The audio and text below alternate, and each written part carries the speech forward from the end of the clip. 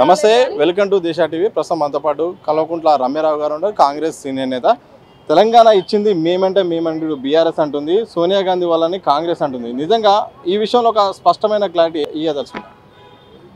ఎవరు అవునన్నా కాదన్నా, ఎవరు అరిచినా, ఎవరు గీపెట్టినా, ఎవరు విమర్శించినా, ఎవరు గింజుకున్నా కేవలం ఒకే వ్యక్తి, ఒకే శక్తి.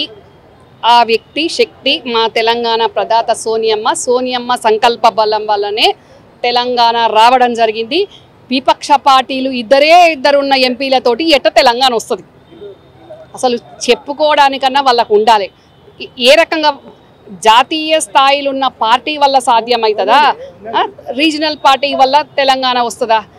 1200 మంది విద్యార్థుల బలిదానాలు, ముఖ్యంగా విద్యార్థులు, కళాకారులు, మేధావులు, ప్రతి ఇంటి నుంచి మహిళలతో పాటు పురుషుడు ప్రతి ఒక్కరు కూడా ఇంట్లో వంట బంద్ చేసుకోవడం బంద్ చేసి రోడ్ల మీదకి వచ్చి వంట వార్పు చేసి వాళ్ళ తెలంగాణ ఆకాంక్షను ఏ విధంగా ఉంది అని తెలియజేయడము ఢిల్లీలో ఉన్న సోనియమ్మకు తెలిసి 60 సంవత్సరాల నుంచి తెలంగాణ ప్రజలు తొక్కబడుతున్నారు కాబట్టి వీళ్ళకు న్యాయం చేయాలనే దాంట్లో సోనియమ్మ గట్టి సంకల్పంతో ఆంధ్రోళ్ళు అడ్డొచ్చినా, అడ్డం తిరిగినా, ఎడ్డంగా మాట్లాడినా అయినా కూడా ఇద్దరు బిడ్డల్లో ఒక బిడ్డ చచ్చిపోయే పరిస్థితి ఉన్న అన్యాయమైపోయిన బిడ్డకు న్యాయం చేయాలనే దాంట్లో తెలంగాణ ఇవ్వడం జరిగింది.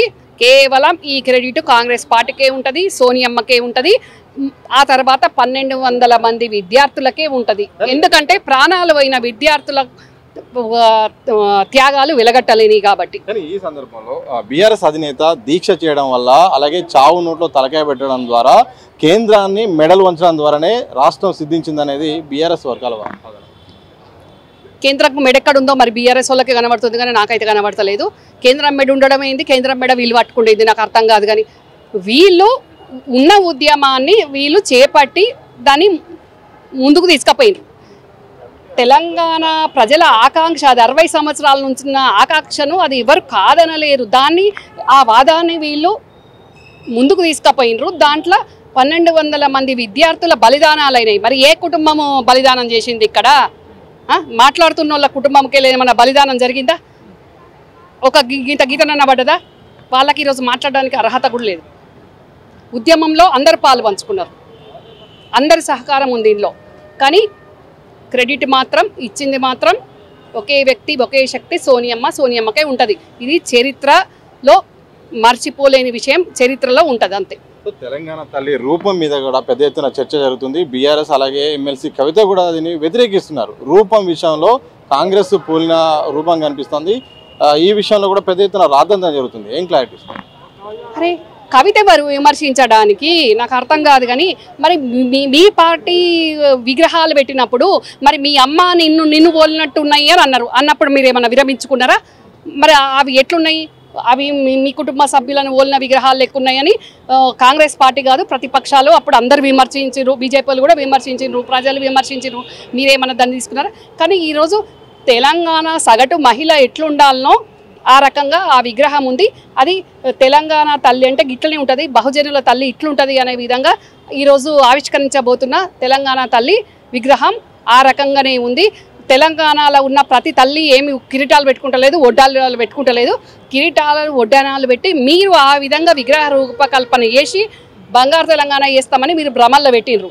కానీ సగటు తెలంగాణ తల్లి ఇట్లుంటుంది, ఇట్లాంటి తల్లుల భవిష్యత్తు బంగారం చేస్తా అని ఈరోజు మా ప్రభుత్వం చెప్తుంది, మా ముఖ్యమంత్రి రేవంత్ అన్న చెప్తున్నాడు, మా మంత్రులు అట్లా పనిచేస్తున్నారు. బతుకమ్మ విషయంలో కూడా బీఆర్ఎస్ పెద్ద ఎత్తున ఆరోపణ చేస్తుంది. ఆ విగ్రహంలో బతుకమ్మను తీసేశారు, బతుకమ్మ అనేది తెలంగాణ సంస్కృతి ఒక భాగం అంటూ ఎమ్మెల్సీ కవితతో పాటు చాలా మంది కూడా అంటున్నారు. ఏం చెప్తారు? అసలు వాళ్ళు ఏం మాట్లాడుతున్నారు? సొయ్యుండి మాట్లాడుతున్నారా? బతుకమ్మ పట్టుకుంటేనే తెలంగాణ మహిళ అవుతుందా? తెలంగాణలో ఉన్న మహిళ వివిధ కుల వృత్తులు చేసుకుంటారు. ఒకరు గంపలు చేసుకుంటారు, ఒకరు కుండలు చేసుకుంటారు. రకరకాల మహిళలు రకరకాల వృత్తులు చేస్తారు. మరి అందులో ఏ వృత్తికి సంబంధించిన చిహ్నం తీసుకొని అందులో పెట్టాలి, అన్ని పెట్టడం సాధ్యం కాదు. కాబట్టి తెలంగాణ తల్లిగా సుఖశాంతులతోటి ఆయురారోగ్యాలతోటి ఉండాలి అని ఇప్పుడున్న విగ్రహము తెలంగాణ ప్రజలను దీవించబోతున్నది. కాబట్టి ఏ తల్లి అయినా చల్లంగా ఉండు అని దీవిస్తుంది. కాబట్టి ఆ దీవించే విధంగా అది విగ్రహం ఆ విధంగా రూపొందించారు. దీవెన విషయంలో కాంగ్రెస్ చేయి గుర్తు కూడా కనిపించేలాగా ఒక ప్లాన్ చేసి విగ్రహాన్ని చేసిరని కూడా ఆరోపణ. అసలే కాదండి, విపక్షాలు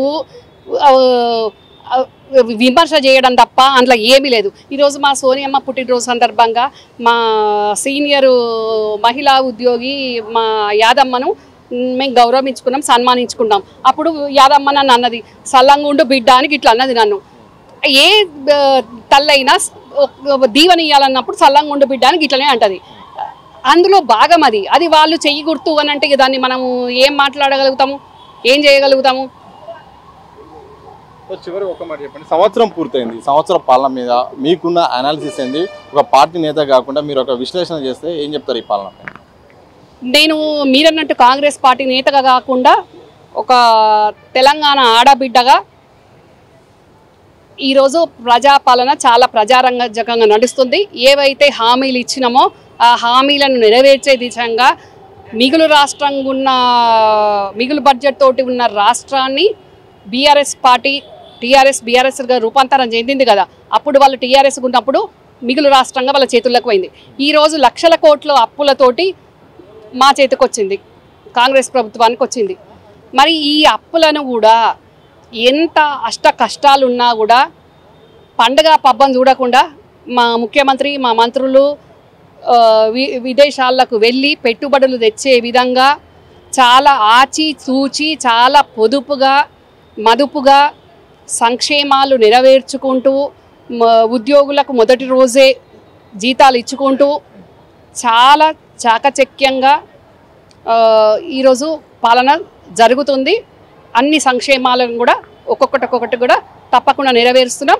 ఈ కాంగ్రెస్ ప్రభుత్వం అంటే చేతల ప్రభుత్వం, కోతల ప్రభుత్వం కాదు. గత ప్రభుత్వాలు మాటలు కోతలు దాటిపోయినాయి, చెప్పింది కొండంతా చేసింది గోరంతా.